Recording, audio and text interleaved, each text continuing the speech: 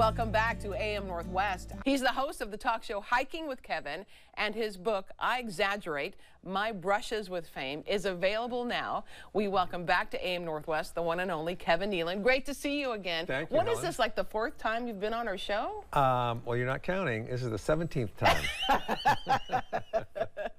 No, it must be about the 4th time. Yeah. I think so. I think so. I'll have to check my little diary. Okay. You keep a diary? I do. Okay. I do. Tell me about the book, though, and your art, because it's going so well. Thank you. Well, people always ask me, how long have I been painting and drawing?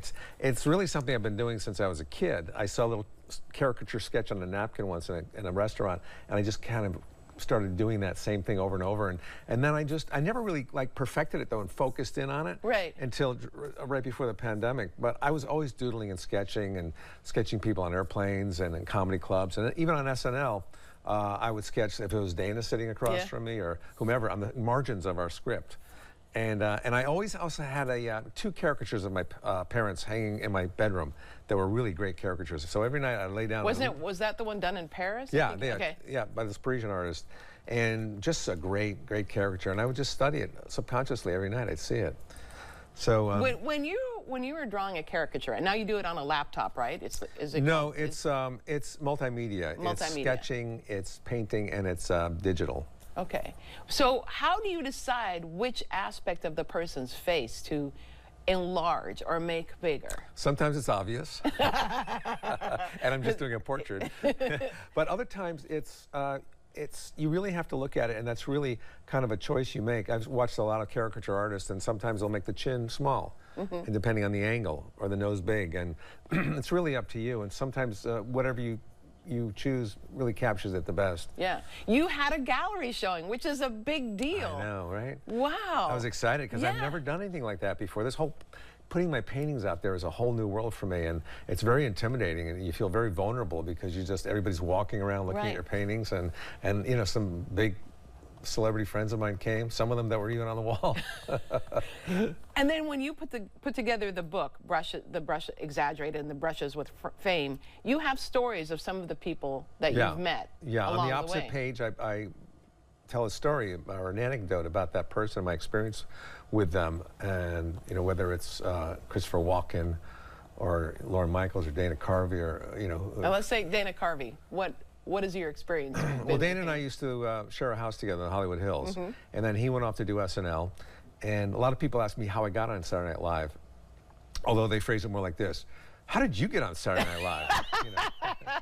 So Dana, long story short, Dana was instrumental in helping me get on. He just recommended me, but I still had to audition and things like that. So, but you guys have been tight for years. Yeah. I mean, it's an incredible story. I mean, we knew each other from the comedy clubs, and he lived in San Francisco, and whenever I go to San Francisco, I kind of stay at his place. He and his wife had a house by San Francisco Golden Gate State Park, or the park, and Paula Poundstone used to live there, and he would call it the Cooper House, and we would all just kind of crash there, you know. And then coming up with Hans and Franz. Yeah, Hans and Franz, let me tell you something, Helen.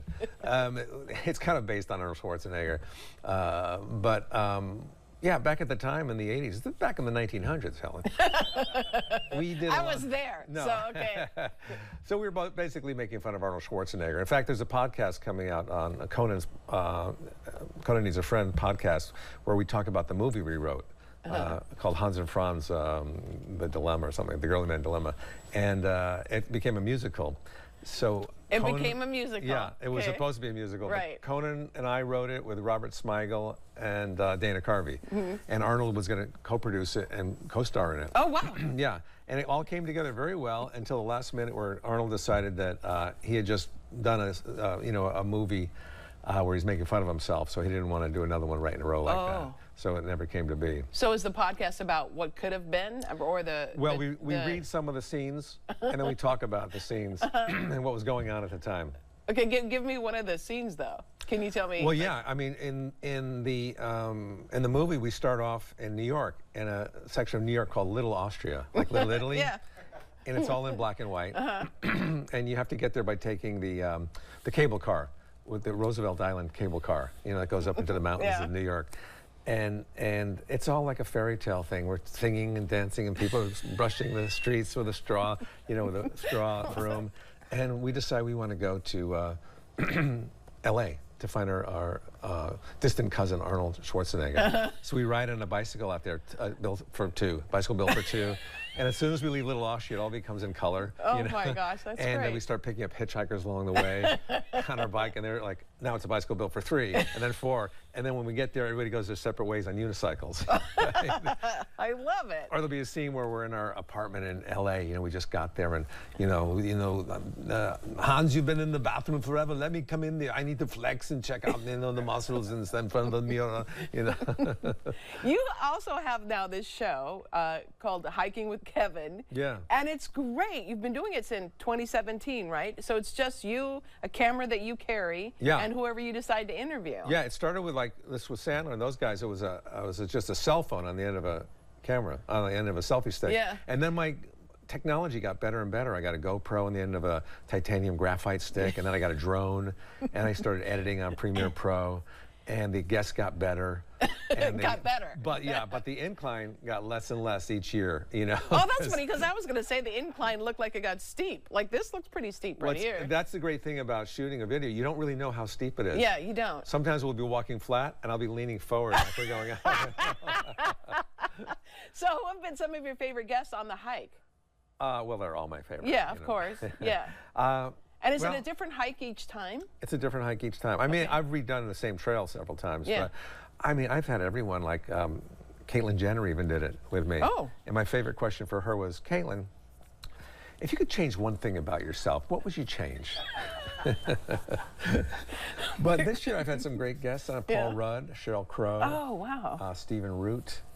I'm really excited about the people that want to do it now. Yeah, because I think you were saying that now people come to you to get on the show. Yeah. And Conan is always a favorite of mine. We have this symbiotic relationship, which is really funny, where we just keep needling each other, And you have is he 16, your son? He's 16, yeah. 16, so he just got his driver's permit, right? That's right. So how are you feeling? Here he is, he's adorable. How are you feeling about that?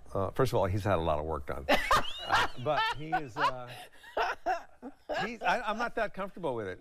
Yeah. But I remember when I started driving, this was in Connecticut, I was driving there, I think the day I turned 16. I couldn't wait to get on those roads. I couldn't wait either. But in Los Angeles, it's so dangerous and scary. I don't care if he ever gets his license. But then you're allowing him to drive with somebody else, and you don't know if they're a good driver or not. Right. And I know he'd be a good driver, so.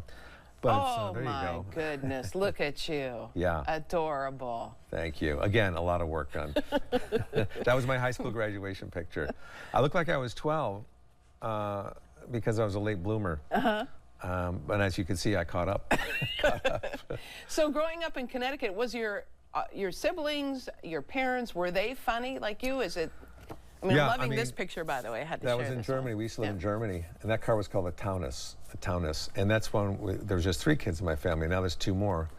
And that, it was great. My parents were both, they weren't outgoingly funny, but my father was a good laugher, and he was a kibitzer, and he loved to pretend he was, being somebody else when I was interviewing him, like, well, I'll tell you something, Gib, when I first came over here, it's just that kind of stuff. Yeah. But they were good laughers, and they encouraged us to be funny. Oh, that's great. Yeah. In the early days of comedy, when you were first starting out, did at any time you say, I'm not going to do this anymore, or did you? I say that all the time. Even now? Yeah. I was going to, I don't know where you got that. I don't know either. That looks like when I was on the dating game. I gave myself 2 weeks to make it, no, not 2 weeks, but I think it was like 2 months to see any kind of progress. Right. And then I remember I found an apartment. I was sleeping on friends' couches until then in LA. And I found an apartment for $135 a month. So I was trying to decide whether to do that or to go back home, to drive back home. And I was getting homesick. And I called my parents and I asked my father, I said, Dad, I'm confused. I don't know if I should stay here or come home. I got enough money for gas to get home or enough money for that first month rent. And he said, Kev, you're a big boy now. You stay out there and you follow this through. And I know, and that to this day, it just breaks my heart because I know how much he wanted me home. Right. But because he was such a good father, he said, stay there and give it a shot. Yeah. And had he not said that, I would have gone home. Right. You were one of the few comedians that Johnny Carson pulled you onto the desk to talk to after you did your stand-up. Johnny Carson was a talk show host. That's a big compliment. Back in the 80s. And he was like the top shelf, he was the top shelf host. But yeah, that was exciting for me. That was probably the highlight of my career out of everything, SNL or Weeds. Yeah, because as a stand-up, if you did the Tonight Show with Johnny Carson, that validated you as a stand-up. And that's all you strive for. And I wasn't really acting much back then.